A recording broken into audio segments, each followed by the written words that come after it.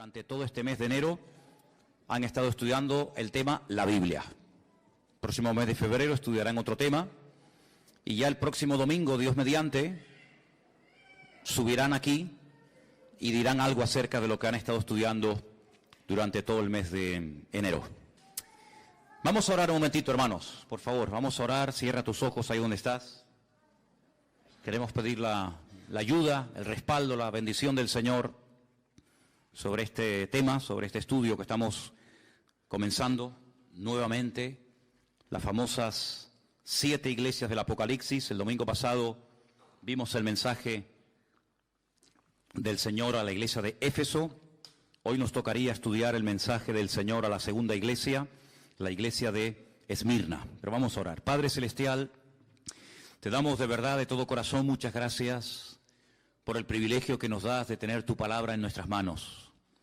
Gracias, Señor, por este regalo maravilloso, este libro perfecto que revela tu corazón, Señor, que nos da la información genuina y correcta para que nuestra vida sea una vida edificada sobre la verdad.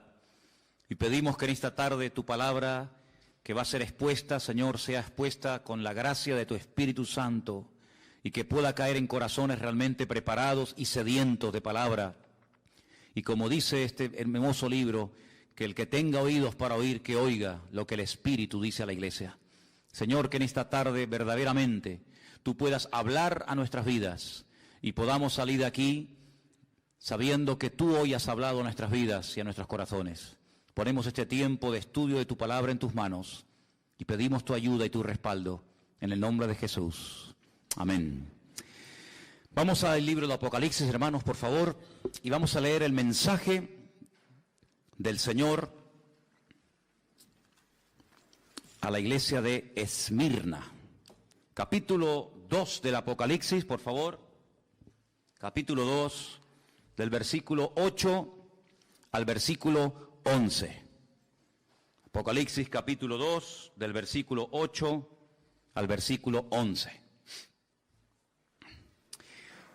Escríbele al ángel de la iglesia en Esmirna, el primero y el postrero, el que estuvo muerto y vivió, dice esto: yo conozco tus obras y tu tribulación y tu pobreza, pero tú eres rico, y la blasfemia de los que se dicen ser judíos y no lo son, sino sinagoga de Satanás. No temas en nada lo que vas a padecer. He aquí, el diablo echará a algunos de vosotros en la cárcel para que seáis probados y tendréis tribulación por 10 días. Sé fiel hasta la muerte y yo te daré la corona de la vida. El que tiene oído, oiga lo que el Espíritu dice a las iglesias. El que venciere no sufrirá daño de la segunda muerte. ¿Cuántos dicen amén? Gloria a Dios, gloria a Dios. Hemos dicho que el libro del Apocalipsis contiene la última y más amplia revelación acerca de la persona de nuestro Señor Jesucristo. Por supuesto que si lees los evangelios, Mateo, Marcos, Lucas y Juan, vas a encontrar muchísimos detalles y muchísimas cosas interesantes acerca de cómo hablaba, cómo predicaba, cómo bendecía y cómo ministraba durante sus años de ministerio. Pero el libro del Apocalipsis es fundamentalmente una revelación de detalles que no encuentras en ninguna parte de los evangelios más que en este libro sobre la figura de nuestro Señor Jesucristo.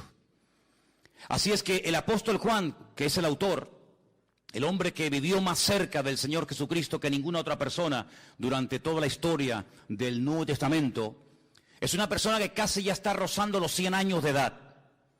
Lleva aproximadamente 70 años predicando el Evangelio.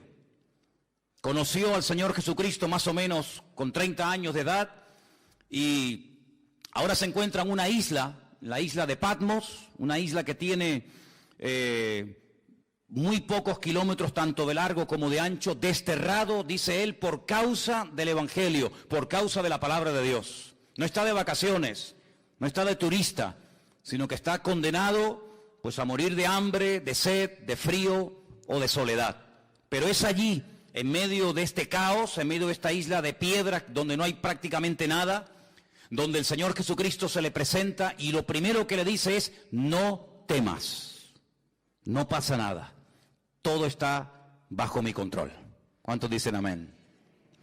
Es en esta isla donde él recibe la revelación de todo el libro del Apocalipsis, y el Señor le dice que lo escriba, que no aprenda de memoria, que no intente retener la cantidad, los miles y miles de detalles y visiones y sueños que él va a ver, sino que los escriba. Pero que los escriba no solamente para que él lo sepa, sino que este mensaje de una forma especial tiene que llegar a 7 iglesias que, como pusimos el otro día en la pantalla, ocupaban un área que hoy en día ocupa el país de Turquía. Las famosas 7 iglesias del Apocalipsis que están mencionadas aquí en el libro del Apocalipsis, ahí las tenéis. Las iglesias de Asia Menor estaban en lo que hoy en día sería Turquía. Un país hoy en día conquistado por el Islam, pero que en aquel tiempo era un pilar del cristianismo y de misioneros y de obreros y de personas que amaban y servían al Señor con toda su alma y con todo su corazón. La semana pasada vimos lo que el Señor le dijo a la iglesia de Éfeso. Le dijo que reconocía que habían trabajado, que habían sido una buena congregación durante mucho tiempo, que estaban en un lugar muy difícil por la presión espiritual que sufrían los miembros de dicha congregación. Una iglesia que realmente fue una joya durante mucho tiempo, fue una iglesia madre que produjo otras congregaciones hijas, que son estas. Una iglesia donde el apóstol Pablo estuvo nada más y nada menos que 2 años de su vida allí, sin moverse, en Éfeso. Una iglesia que empezó con 12 personas, pero terminó con miles y miles de miembros. Y una iglesia que conocía muy bien Juan, porque los últimos días de la vida y del ministerio del apóstol Juan los pasó en Éfeso. No murió en Patmos, sino murió en Éfeso. Y fue allí donde vivió también con la madre de nuestro Señor Jesucristo, con María, ¿verdad? Porque él recibió el encargo de cuidarla cuando el Señor Jesucristo moría en la cruz. En ese lugar también fue Timoteo, pastor de esa iglesia durante un buen tiempo. Las cartas que Pablo le escribe a Timoteo, se las escribe cuando es pastor en Éfeso.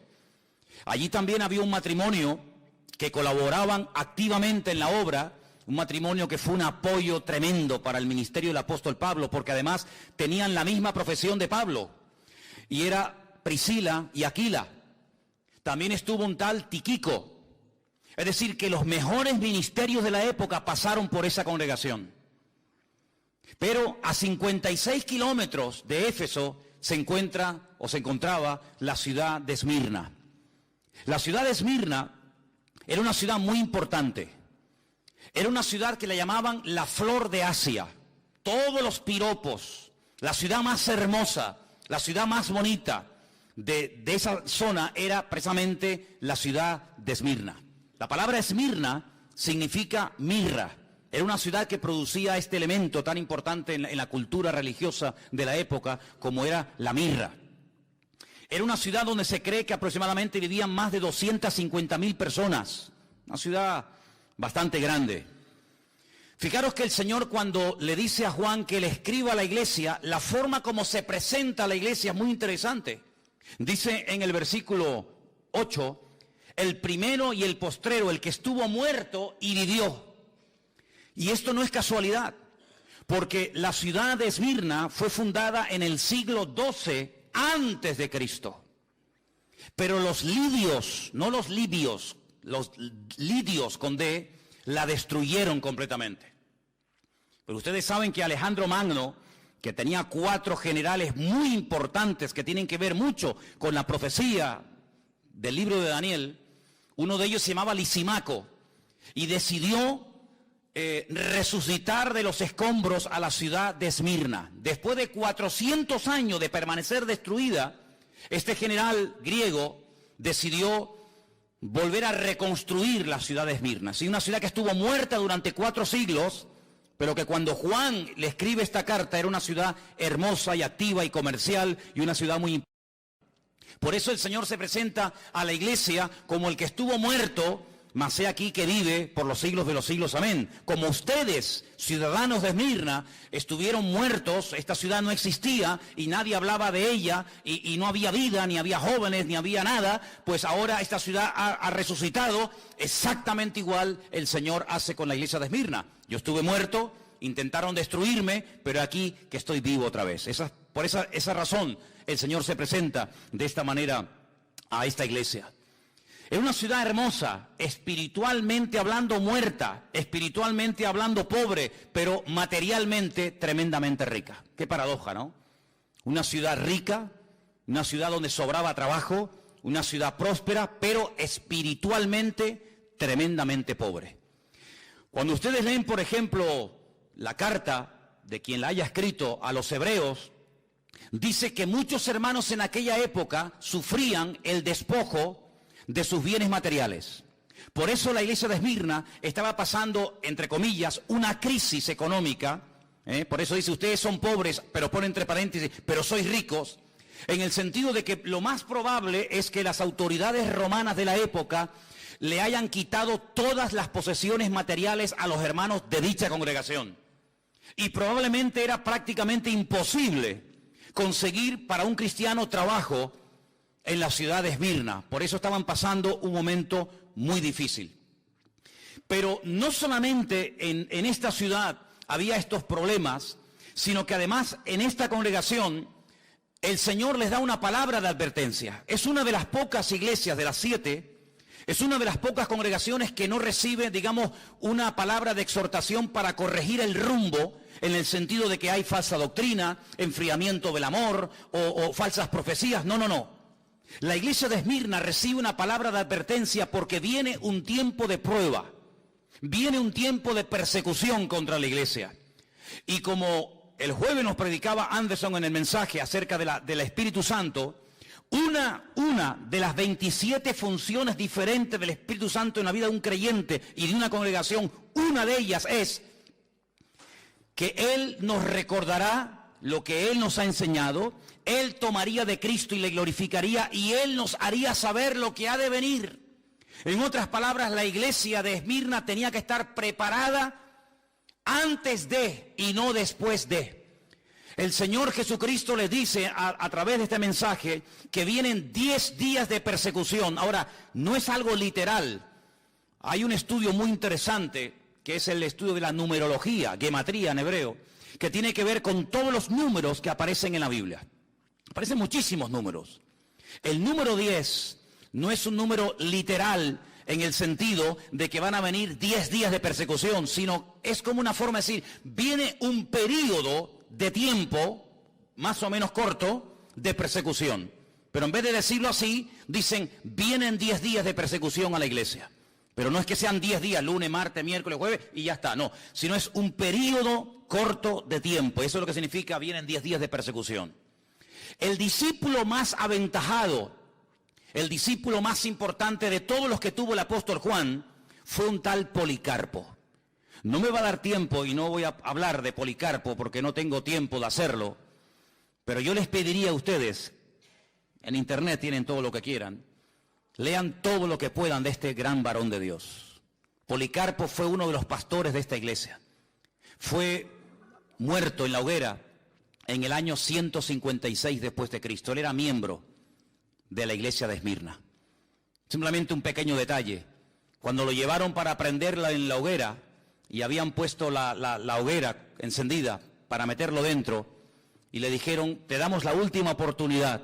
Si reniegas de Cristo, si te retractas en cuanto a tu fe, te libras de la muerte.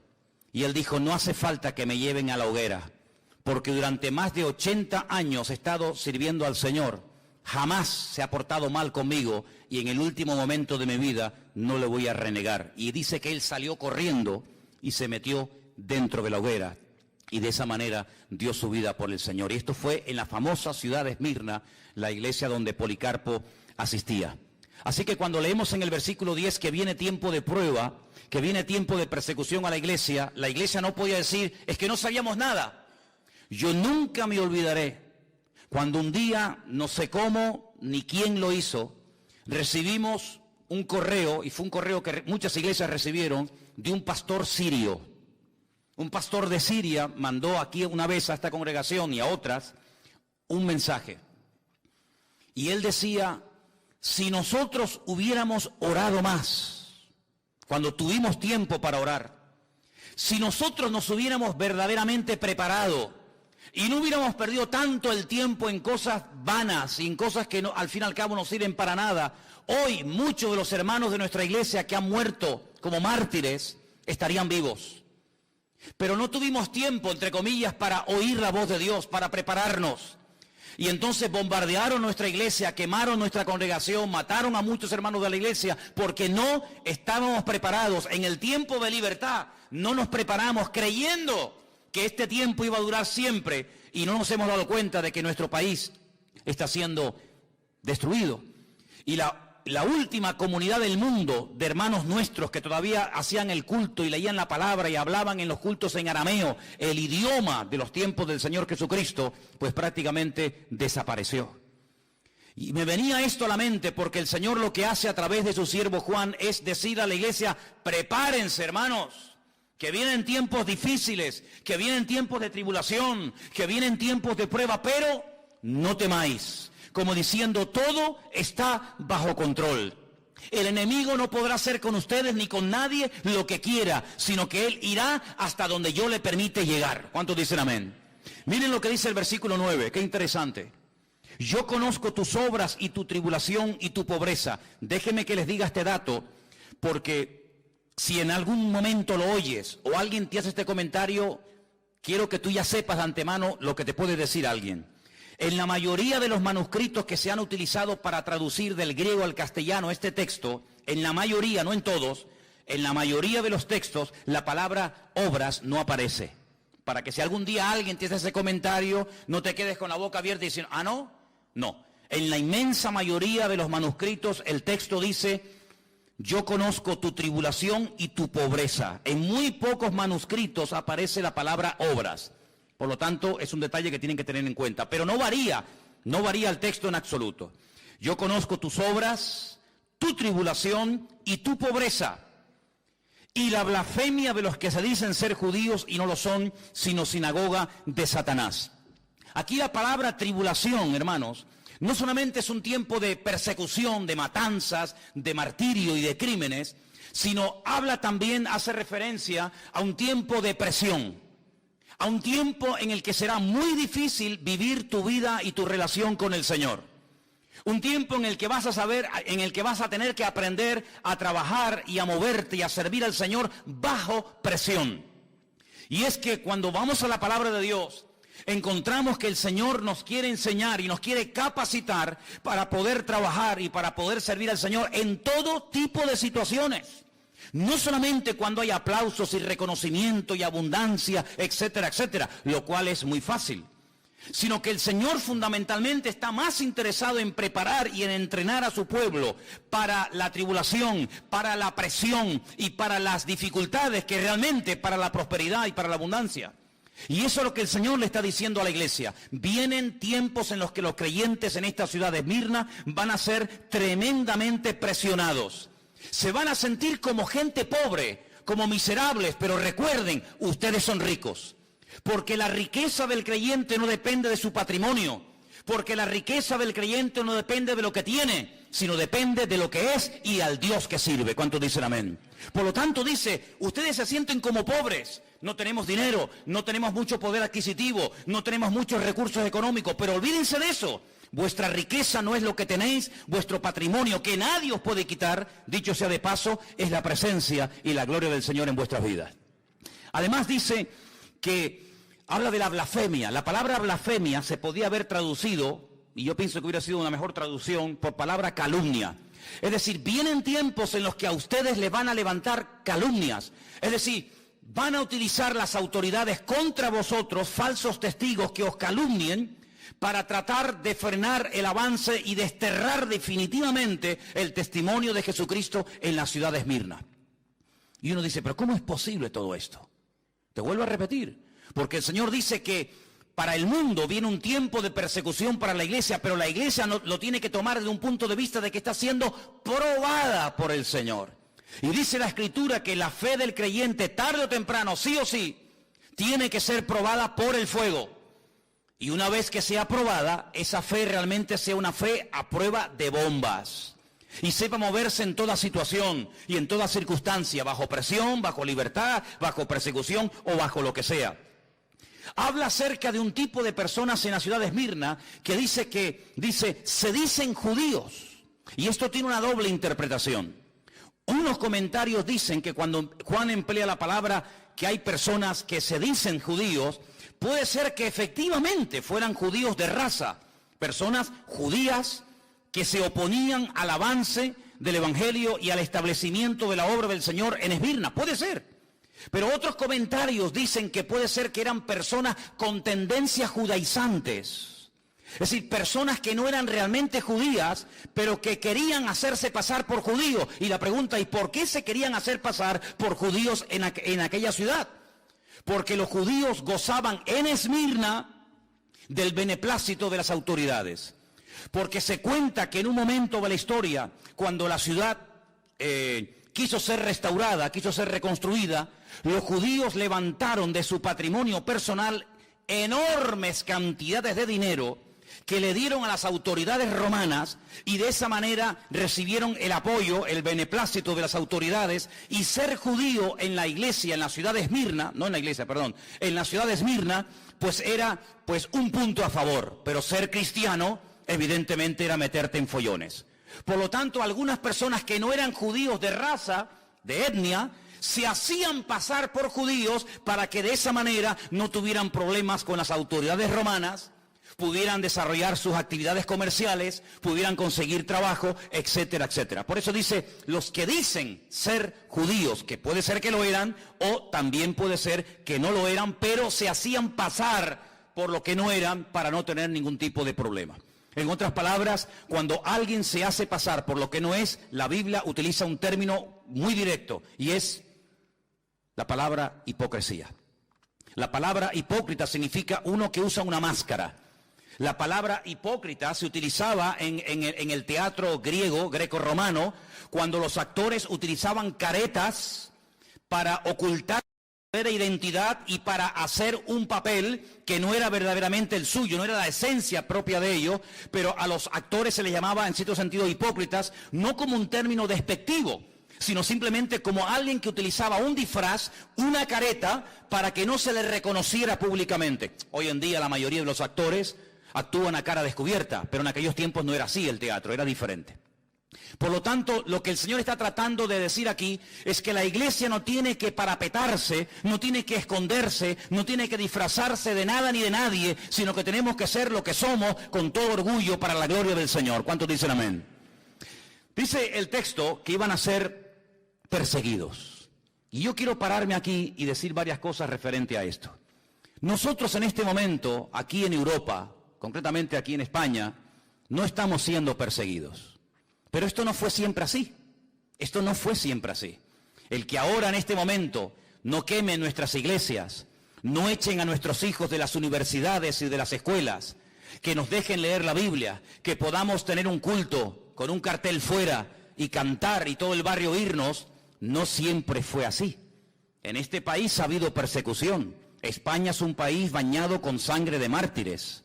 España es un país donde han muerto miles de creyentes por la causa del Señor Jesucristo y por el Evangelio. No siempre fue permitida la lectura de la Escritura. Nosotros somos el resultado y el producto de muchos hermanos que pagaron un precio altísimo para que hoy en día nuestra juventud y nuestros niños, y nosotros incluidos, podamos disfrutar de esta libertad. Pero no siempre fue así, queridos hermanos. Y es que si tú estudias la historia de la iglesia desde que nació prácticamente hasta el día de hoy, la iglesia siempre en algún momento de la historia ha sido perseguida.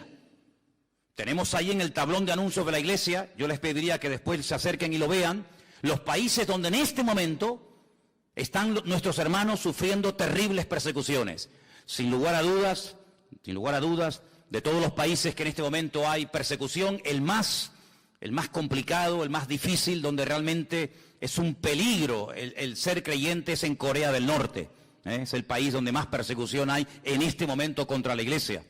Pero, por ejemplo, en China, hasta hace muy poco tiempo, la persecución contra los cristianos ha sido horrorosa durante años, durante décadas, ¿verdad?, del régimen comunista.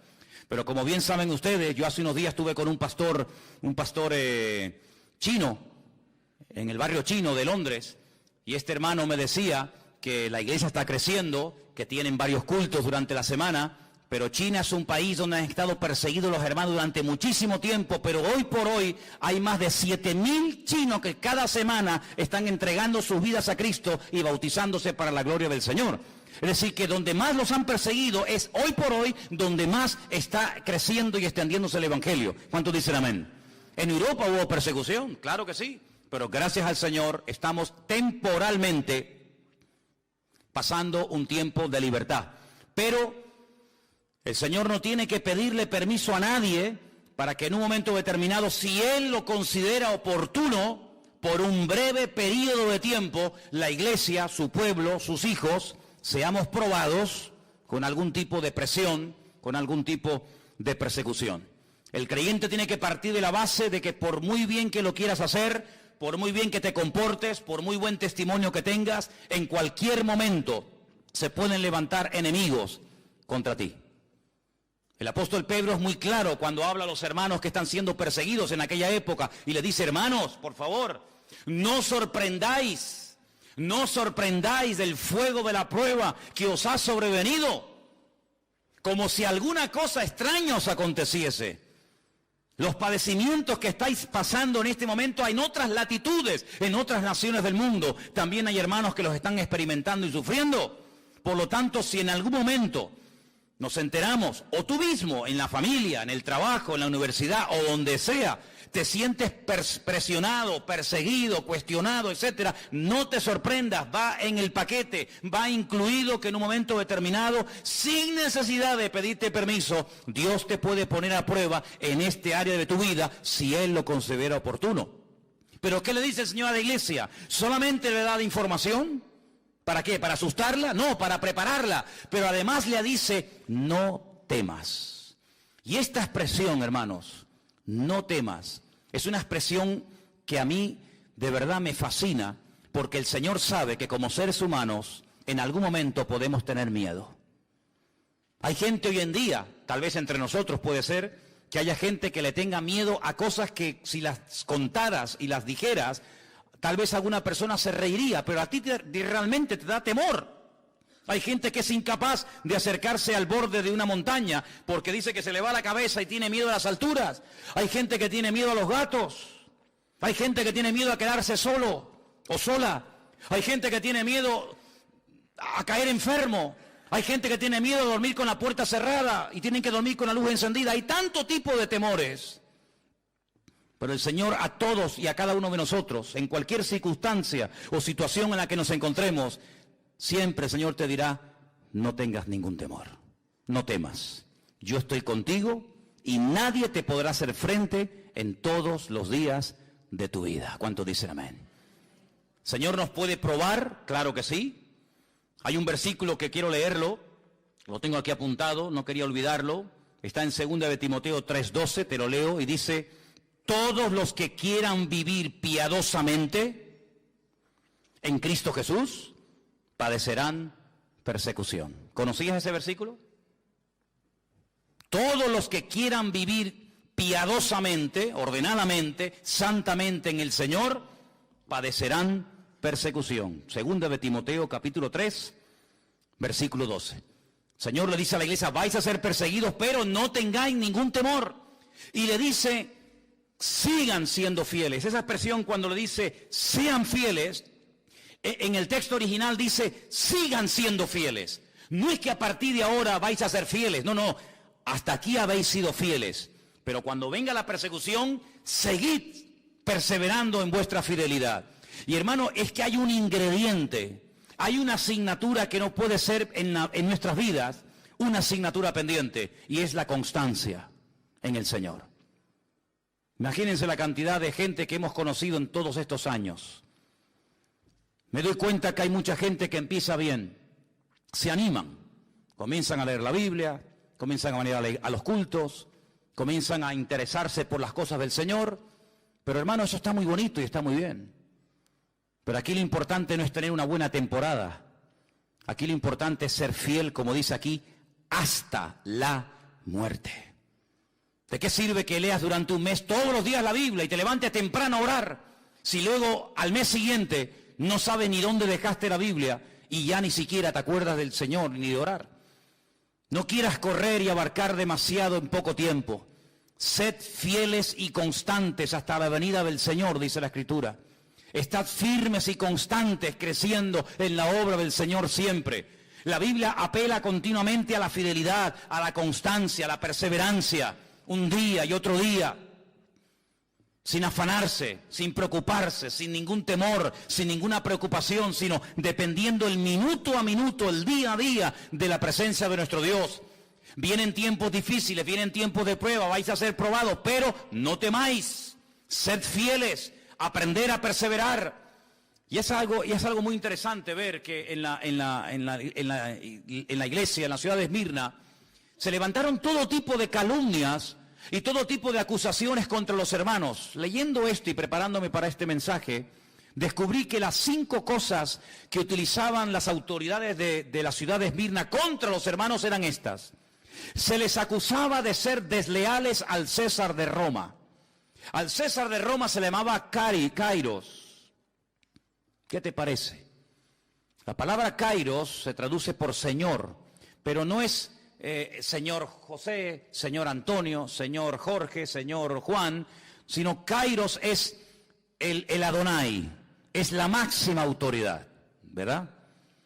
Cuando el Nuevo Testamento se escribió, que se escribió en griego, el apóstol Pablo, en una de sus cartas dice que si confesamos que Cristo es el Kairos, el Señor, la máxima autoridad, seremos salvos.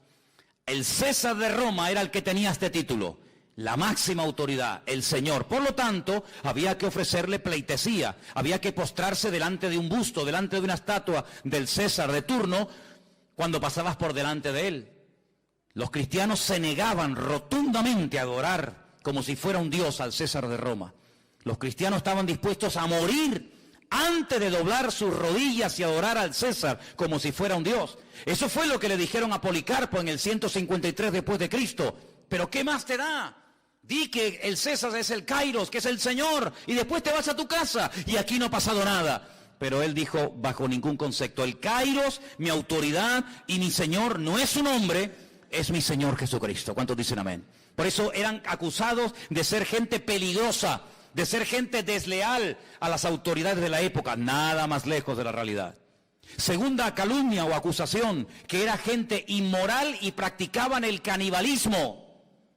Y tú dices, ¿cómo se puede acusar a un cristiano de ser un caníbal? Porque resulta que cuando llegaba el momento de partir el pan y el vino, esas reuniones que se llamaban en aquella época ágapes, donde había coinonía, donde había comuniones, eran a puerta cerrada. Sí, hermano, sí. Eran a puerta cerrada, no podían entrar gente que no fuera realmente miembros de la congregación, no podían entrar visitas, no podían entrar inconversos. Los ágapes, cuando se repartía el pan y el vino, aquel pacto, aquel nuevo pacto, donde el Señor dijo, el que no come mi carne y el que no bebe mi sangre, y sabemos que es algo metafórico, de ahí que tenemos que estudiar hermenéutica, ¿verdad? No puede ser mi discípulo, no puede formar parte de mi familia, pues había extendido la idea de que hacían actos de canibalismo y comían carne humana y bebían sangre de seres humanos por las malas palabras traducidas o interpretadas del Señor Jesucristo. Y decían que esos actos eran como lo que hacían los romanos, orgías y lugares de promiscuidad sexual, y los acusaban de eso. Tercera y calumnia o acusación, los acusaban de ateos, como si fuera un delito ser ateo. Pero como no eran politeístas, como no adoraban a Afrodita, ni a Apolos, ni a Júpiter, ni a ninguna divinidad de la época, sino que adoraban a un solo Dios y que encima no se le podía representar en forma de hombre o de mujer, los llamaban ateos, personas peligrosas, porque eran personas en contra de la religión establecida de la época. Los acusaban de incendiarios, Ahora pueden entender por qué Nerón les echó la culpa a los romanos de haber prendido fuego a Roma, lo cual no fue cierto, que lo hicieron los cristianos, sino fue él. ¿Por qué? Porque en los cultos se hablaba mucho acerca del infierno. Se hablaba mucho acerca de las llamas eternas del fuego del infierno. Y entonces les acusaban de que esta gente algún día le prendería fuego a las fortalezas romanas, a los templos romanos y a las ciudades romanas y las terminarían destruyendo. Y finalmente los acusaban de romper familias.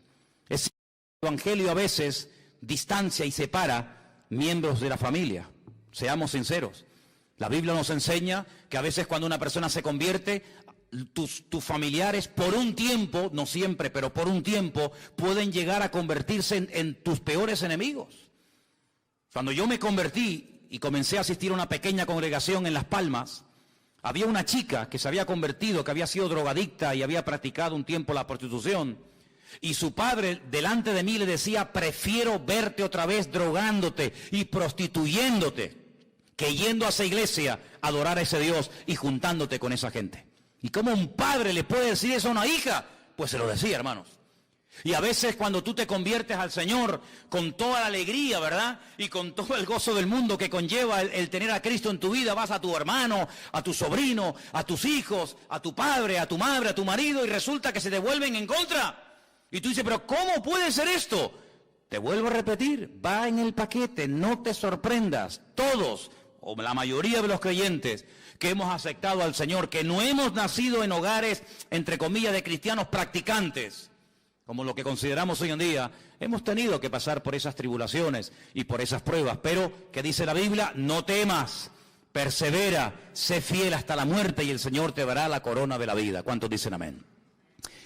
Hay un salmo muy bonito que dice: Señor, dame fuerzas para que no claudique y mi enemigo se ríe de mí diciéndome: ves, lo logré vencer. Así que mentalízate de que hay ojos, hay familias, hay amigos, hay vecinos, hay compañeros de trabajo que te observan, que te estudian, que te analizan y están esperando el más mínimo fallo para enseguida tirarse encima de ti. Por eso tienes que buscar más que nunca al Señor, porque la vida cristiana no se ha diseñado para vivirla herméticamente en una burbuja que nadie se entere. No somos espías del reino de Dios, somos testigos del reino de Jesucristo. ¿Cuántos dicen amén? No hacemos las cosas a escondidas, sino que somos luz y sal de la tierra y queremos que todo el mundo, y las puertas de nuestra iglesia estarán siempre abiertas para que cualquier persona en cualquier momento pueda venir y grabar y filmar y sacar fotografías y hacer lo que quieran, porque no nos ocultamos, porque no tenemos ningún temor de decir: somos hijos del Rey de Reyes y Señor de los Señores, y no nos avergonzamos del Evangelio, porque el Evangelio es poder de Dios para salvación. ¿Cuántos dicen amén? Pero a ellos los acusaban de eso en aquella época, y muchos murieron, y muchos fueron descuartizados y quemados y torturados hasta la muerte. Ahora, hay algo muy interesante en el mensaje del Señor a esta iglesia que quiero destacar. Si os dais cuenta, en el versículo 9 aparece un nombre. Dice que había personas que, decían ellos que eran judíos y no lo eran, sino sinagoga de Satanás. Y luego aparece en el versículo 10 la palabra diablo. La palabra Satanás, que significa adversario, es un nombre que viene del hebreo. En hebreo no se dice Satanás, se dice Satán, que significa adversario. Y después en el versículo 10 aparece la palabra diablo, que significa acusador. Es el mismo personaje, pero como a veces aparece, habéis visto en la Biblia, ¿no? Seol y Hades. ¿Habéis visto, no? Es lo mismo, es el mismo sitio, pero uno está dicho en griego y otro está dicho en hebreo. Bueno, pues Satanás está dicho en hebreo y diablo está dicho en griego. Pero es la misma persona. Lo que pasa es que el significado de Satanás es adversario, como he dicho, y el nombre diablo significa acusador. ¿Por qué dos nombres en el mismo pasaje a la misma iglesia? Por una sencilla razón. Porque el nombre es el código genético de la persona. El nombre es mucho más que una señal identificativa. Si yo digo, por ejemplo, a ver, Ferrari, ¿qué les viene a la cabeza? Un coche. Cristiano Ronaldo.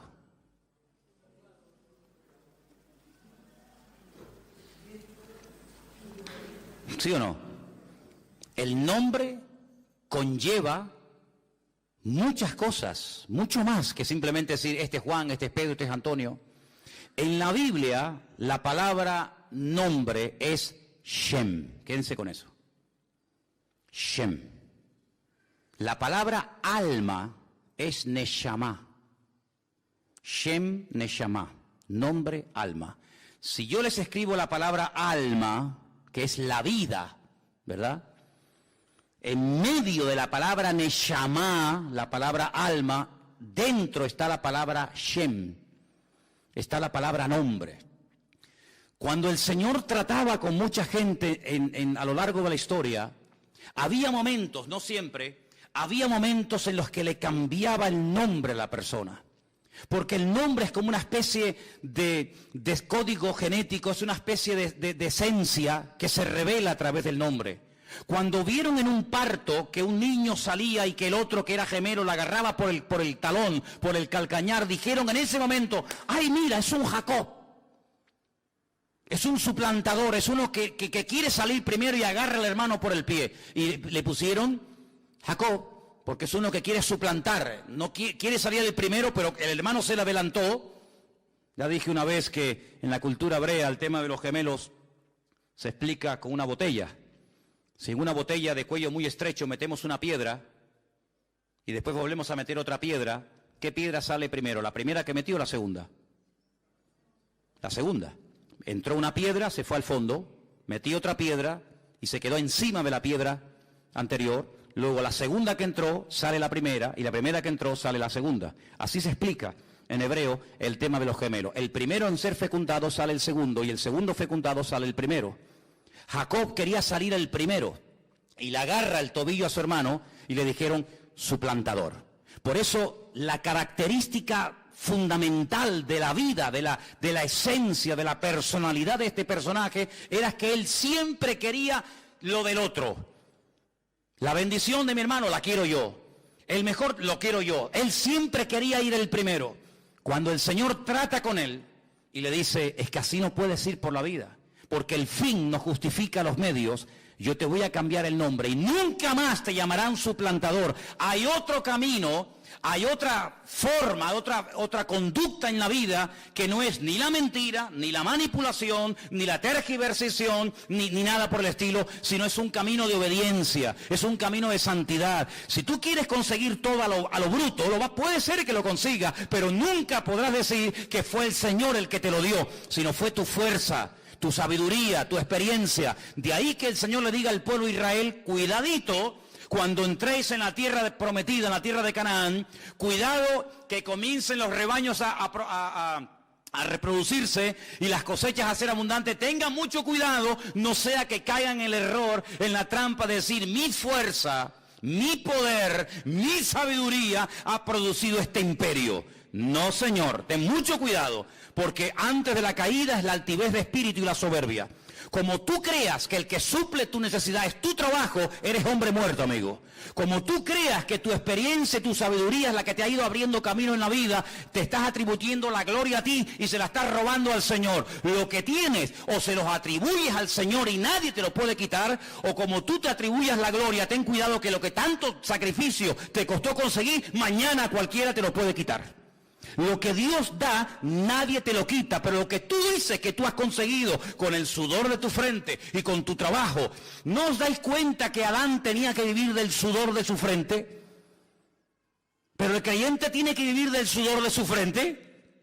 Dice, sí, no, Señor. Adán tenía que vivir del sudor de su frente porque tú te has desconectado de mí. Yo te di el paraíso, yo te di lo mejor y tú te has desconectado de mí, por lo tanto a partir de ahora te buscas la vida. Eso es lo que significa en versión Manolo Sierra, ganarás el pan con el sudor de tu frente. ¿No me quieres? Búscate la vida. A partir de ahora vas a comenzar a sudar. Conmigo no ibas a sudar nunca. A partir de ahora cuando sudes vas a decir, madre mía, ¿cómo cuesta sacar estas patatas? ¿Cómo cuesta conseguir este trabajo? Claro, pero cuando vamos al Nuevo Testamento, encontramos que el modelo que Cristo nos enseña es otro. Dice, el justo por la fe vivirá. Tú eliges. ¿Quieres sudar la camiseta y tú ser el que consigue las cosas de la vida? Adelante, amigo, no hay ningún problema. Pero si quieres te enseño otro modelo de vida. y es depender del Señor. El pan nuestro de cada día, dánoslo hoy. Al fin y al cabo, ¿qué es más difícil? ¿Vivir por tu esfuerzo personal o vivir por fe? Bueno, habrá respuestas para todo. Pero cuando vamos a la palabra de Dios, nos encontramos que el Señor lo que quiere es que aprendamos a depender de Él, que nos conectemos a la fuente. ¿Y la fuente quién es? Nuestro Señor Jesucristo. ¿Cuántos dicen amén? Dile al que está a tu lado, ¿cómo quieres vivir tú? ¿Como Adán o como Cristo? Tú decides, amigo. Tú decides cómo quieres vivir. Seréis probados. No es malo ser probado. Es una buena señal. Es una buena señal. ¿Sabes cuál es una mala señal? Que no te esté pasando nada. ¿Sabes a quién no le pasa nada? ¿Sabes a quién no critican? ¿Saben a quién no calumnian? ¿Sabes quién nunca se siente mal si sube el petróleo o baja el petróleo? Si pierden el trabajo. ¿Saben quién? Los muertos. Nunca vas a ver una manifestación de muertos en el cementerio de San Lastenia. No nos hacen caso. Nos tienen aquí abandonados, metidos en caja. No me traes flores. Te has olvidado de mí. Te has enamorado de otro hombre. Te has enamorado de otra mujer. Los muertos no se quejan. Porque nadie se mete con ellos. Es con los vivos. Por lo tanto, el ser probado es una buenísima señal, querido. ¿Y probado en qué? ¿En qué fue probado Cristo? ¿En qué fue probado Cristo? Dice la Biblia, ¿en qué fue probado? ¿En qué? En todo. ¿Y tú crees que nosotros vamos a ser mejores que Él y no vamos a ser probados en todo? Si Él fue probado en todo, ¿qué garantía tienes tú de que Él no permita, si lo desea, en un momento determinado que tú y yo también seamos probados en todo? ¿Cómo vas a conocer la fidelidad de Dios si toda la vida vives en abundancia? Pero cuando vives en escasez vas a poder decir con autoridad, no desde la plataforma de la teoría, sino desde la realidad, el Señor es mi pastor y nada me faltará. Yo sé lo que digo, ¿verdad? ¿Qué testimonio puede dar el enfermo que ha visto un toque de Dios en su vida, de decir, el Señor es mi médico divino, ¿verdad? Luego hay pruebas que fortalecen tu fe, hay pruebas que descubren la naturaleza del Dios al cual sirves, y la esencia del Señor no se conoce en la abundancia, sino se conoce en la prueba, porque la prueba es una bendición de Dios para la vida del creyente. Dios, como dije antes, no tiene que pedirnos permiso. Todo está bajo el control de Dios, y lo importante no es el tiempo que Dios permita la prueba, sino la actitud que yo voy a tener durante el tiempo de prueba, porque la actitud es lo que marca la diferencia. ¿Cuántos dicen amén? Ahora, es interesante notar la recompensa de la iglesia. Fíjate, dice aquí en el versículo 10, no temas en nada de lo que vas a padecer, y aquí el diablo echará a algunos de vosotros en la cárcel para que seáis probados, tendréis tribulación por 10 días o un de tiempo, sé fiel hasta la muerte y yo te daré la corona de la vida. Tal vez a nosotros esto de la corona no nos diga nada, pero en aquellos tiempos a los atletas, ¿verdad?, se les coronaba con una corona de laureles, pero una corona, como dice la Biblia, corruptible. Te ponían una corona de laurel muy bonita sobre tu cabeza, sobre tu cuello, pero tarde o temprano se marchitaba. Era una corona corruptible, pero el galardón, la corona que el Señor le dará a sus hijos que sean fieles hasta la muerte, es una corona, dice, incorruptible. Y esta mañana cuando leía esto, me dio algo, un vuelco en el corazón, porque la palabra iglesia está en plural en el versículo 11 y en todos donde lo leas. El que tiene oído, oiga lo que el Espíritu le dice a la iglesia. ¿Dice eso? No. A las iglesias, no es lo mismo la iglesia que las iglesias. Es como cuando, por ejemplo, he oído gente que dice el versículo, a los suyos, a los Juan 1:11, a los suyos vino y los suyos no le recibieron. Yo a veces me quedo callado, no les digo nada, pero eso no dice la Biblia. ¿Ah, no? No. Algunos dirán, no, en la mía sí dice eso.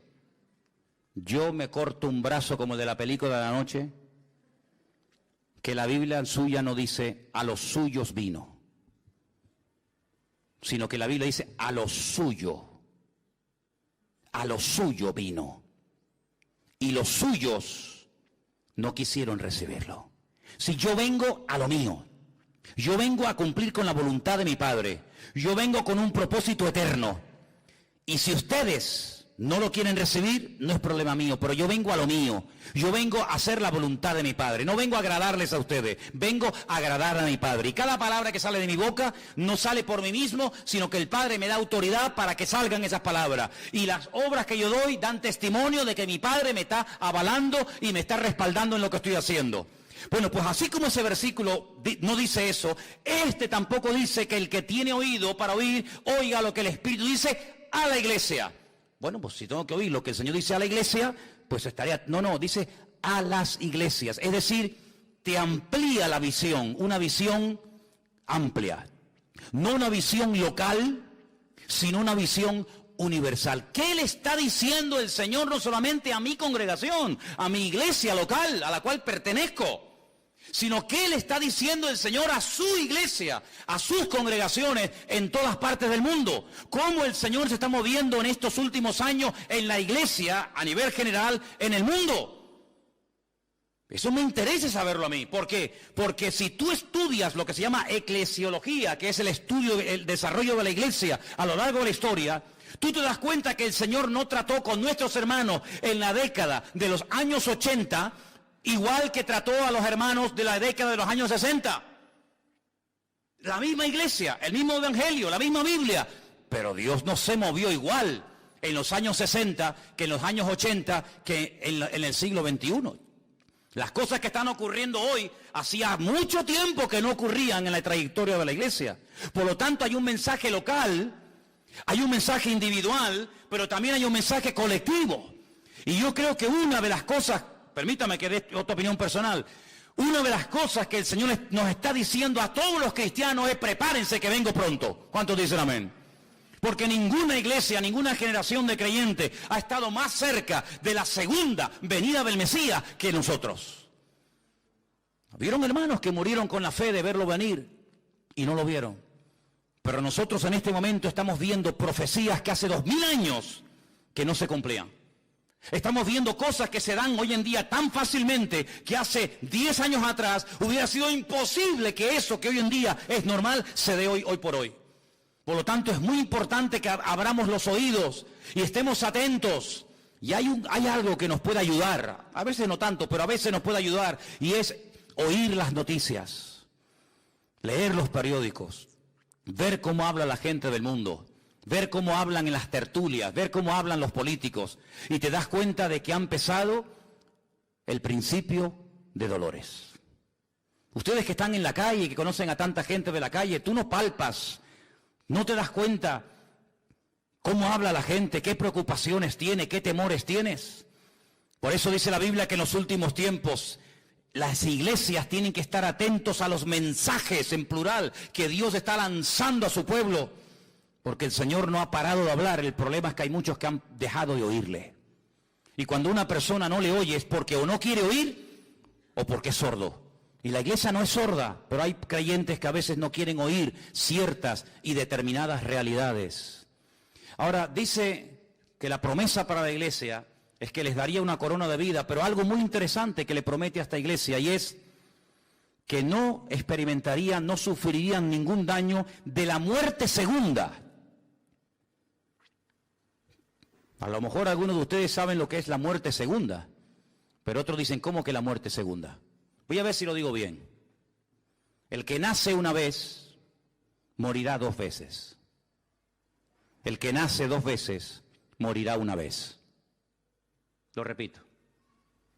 El que nace una vez, morirá 2 veces. El que nace 2 veces, morirá una vez. ¿Lo habéis entendido? ¿Lo podemos decir juntos? A ver si vais a meter la pata. Venga. El que nace 2 veces, morirá una vez. El que nace una vez, morirá 2 veces. ¿Cuántas muertes hay? Bueno, vamos a leer en la Biblia. Que sea la misma Biblia la que nos hable. Apocalipsis 20:11. Vais a ver cómo lo vais a captar al momento, sin ningún problema. O de aquí salimos teólogos o salimos locos como cabras, ¿no? No hay término medio. Apocalipsis capítulo 20, versículo 11. Escuche. casi al final del libro. Vi un gran trono blanco y al que estaba sentado en él, de delante del cual huyeron la tierra y el cielo y ningún lugar se encontró para ellos. Escucha, vi a los muertos, grandes y pequeños, de pie. A los muertos, sí, de pie, ante Dios.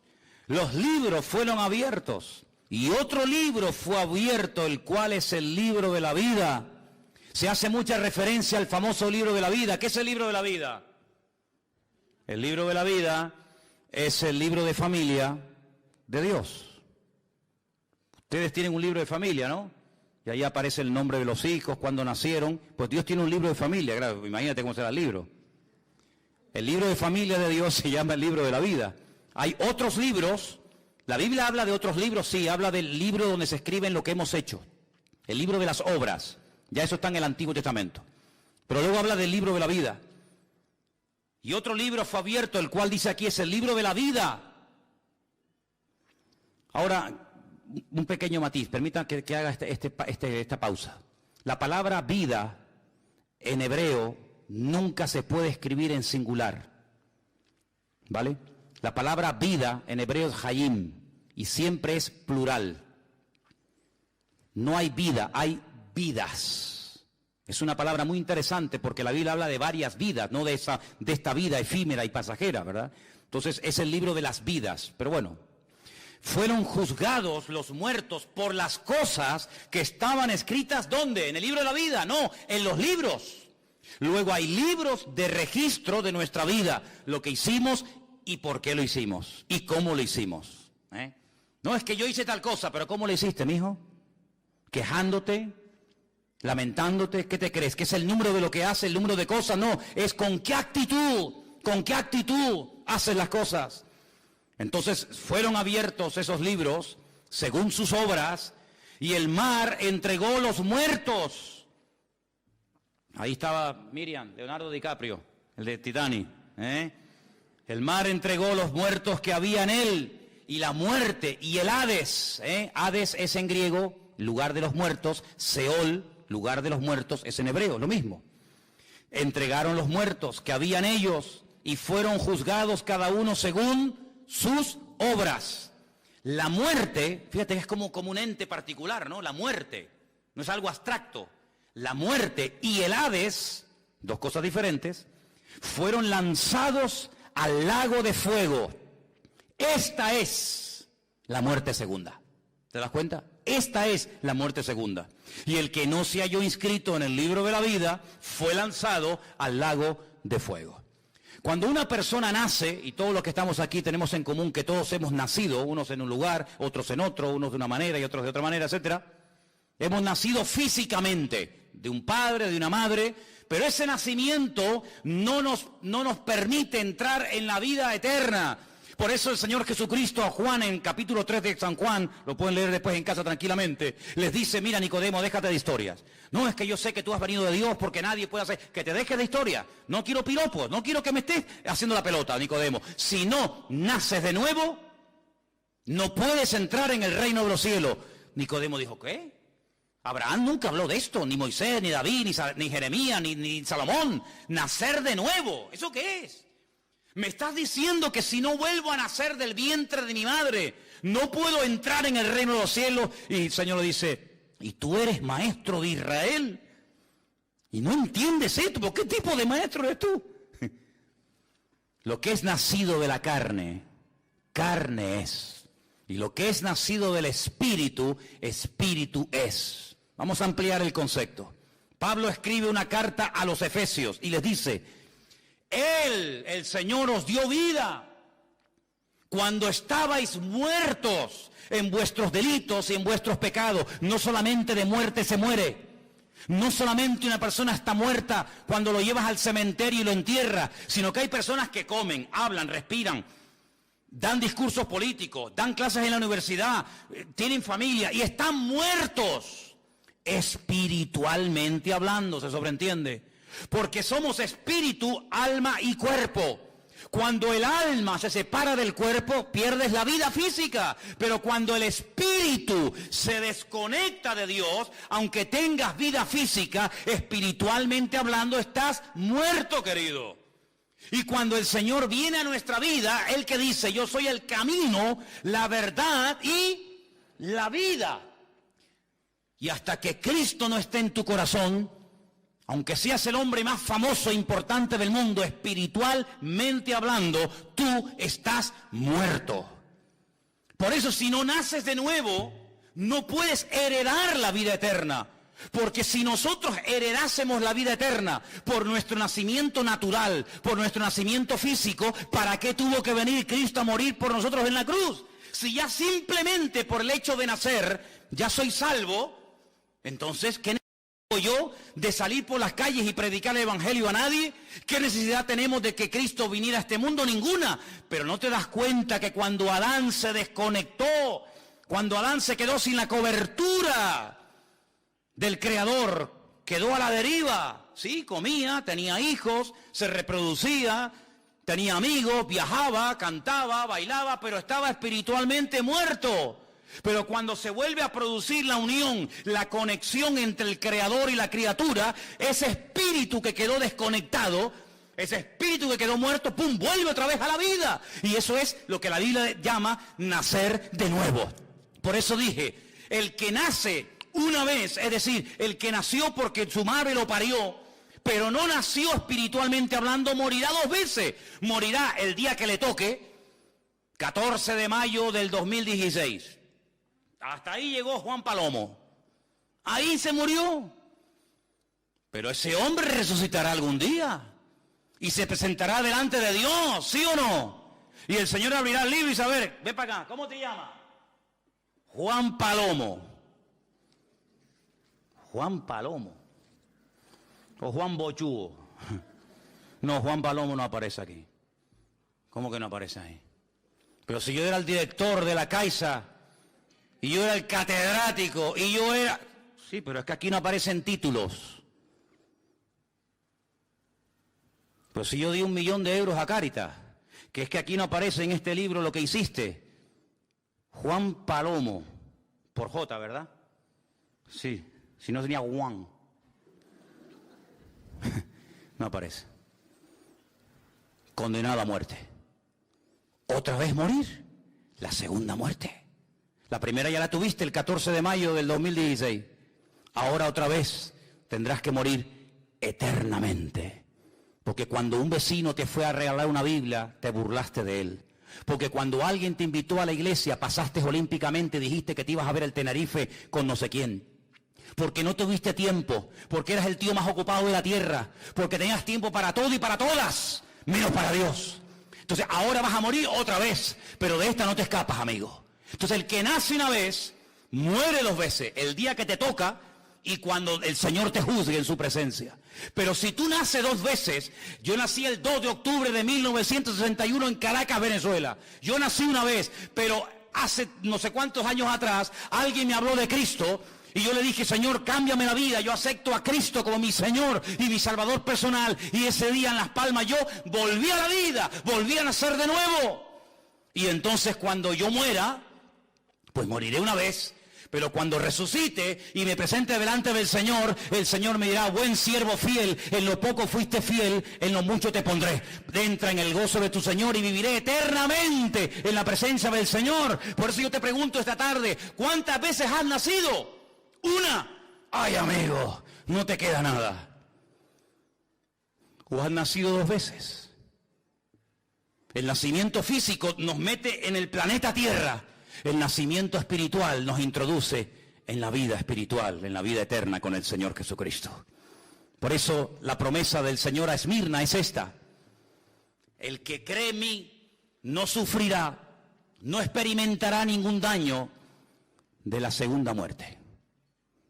Hay gente que tiene ya el nicho comprado, las flores, la caja, todo lo tienen ya listo. A Santa Lucía o a Mafre, le tienen ya todo comprado. ¿Y cómo se compra la vida eterna, amigo? ¿Qué compañía de seguro te la ofrece? Yo les animo a que mañana vayan a Mutua Tenifeña, o a Mafre, o a la compañía que ustedes quieran y le digan, mire, estoy asistiendo a una iglesia evangélica y el pastor predicó ayer de que tengo que tener la vida eterna. Ustedes me pueden preparar mi morada celestial en la presencia del Señor por la eternidad. Y te voy a decir, esta gente está loca como cabra, amigo. Porque el mundo nos prepara para la vida esta, para esta vida. Y el diablo es un experto en tener entretenida a la gente para que no piense que esta vida es pasajera, pero que la verdadera vida es la que nos falta. Miren cómo hacen los casinos, sin ventanas. ¿Para qué? Para que la gente pierda la noción del tiempo. Y estés allí. Yo nunca olvidaré cuando un día fui a Las Vegas a ver qué era aquello. Y la gente echaba moneda y moneda, y era las 4 de la tarde, las 10, no, pierden la noción del tiempo con la maquinita, jugando. Así es el diablo, le da juguete, entretenimiento. Ahora están de moda los drones, y te encuentras a un tipo de 40 años en un parque jugando a las 3 de la mañana con un dron. Y yo digo, no habrá otra cosa más importante que en la vida que estar con un aparatito a las 4 de la mañana, viejo.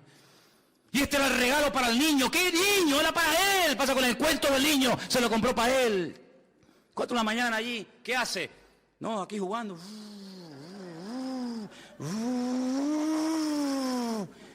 Y yo digo, increíble, hermano. Se le va la vida jugando a los machanguitos. Pero el diablo es un experto en ponerle orejeras a la gente y que no mire para atrás. Y que no sepas que mañana esa esquela que lees en el periódico puede ser la tuya y sea demasiado tarde. Un hombre se dio cuenta demasiado tarde y dice que cuando se vio en el Seol, cuando se vio en el Hades, en tormento, y miró para arriba y vio allí a Lázaro y vio a Abraham, le dijo, Padre Abraham, manda a alguien que me moje, que me eche un poco de agua encima porque estoy en tormentos. Y le contestaron y le dijeron, hay una gran cima, hay una gran separación entre tú y nosotros. Ni vosotros podéis pasar aquí, ni nosotros podemos pasar allá. Es demasiado tarde, querido.